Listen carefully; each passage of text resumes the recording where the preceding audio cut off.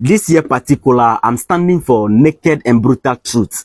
Take Africa as a continent and you will realize that the continent is crucified between two thieves, America and France. America stealing from the Anglophone nations, while France is stealing from the Francophone countries. Now come down to Africa individual nations, and you will understand that the nation is crucified between other two thieves, the politicians and the religious Christian leaders. Now, when you begin to ask these politicians critical questions, they will not be able to answer, and they don't even want us to ask those questions. Now, when you turn to the Christians and you begin to ask some critical questions, they call you devil and antichrist once they are not able to answer you. But I'm going to ask questions. Today, the youth are losing interest in church and the pastors are surprised. I'm going to let them know why we are losing interest in church.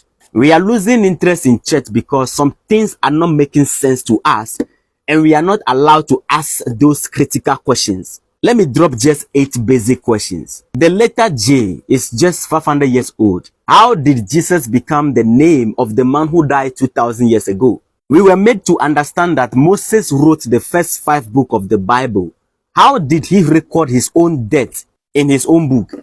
How can a dead man record his own death? Now we are told that God sacrificed his only begotten son so that we will be saved. So when the human sacrifice was made, we know it was made for us.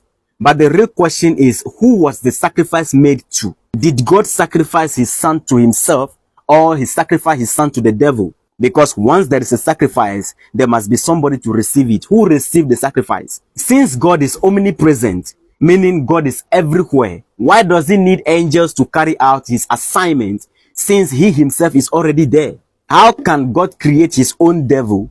Then after having a fight with his own devil, instead of eliminating his devil, he then sent the devil to his children rather and said sorry for them. Now he comes down out of anger, punishing and killing his children because his devil caused them to disobey him. Why not end the devil to cut the story short and save all of us the stress? What is the point in sacrificing his son instead of killing the devil rather? The scripture says Jesus was alone on the mountain without anyone there.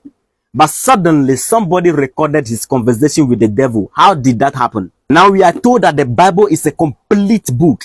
Now if the Bible is truly a complete book, why do we have passages in the Bible pointing us to other books which were removed from the same Bible? Dozens of questions the youth are asking, but you pastors refuse to answer and don't want us to ask. And this is causing the fallback.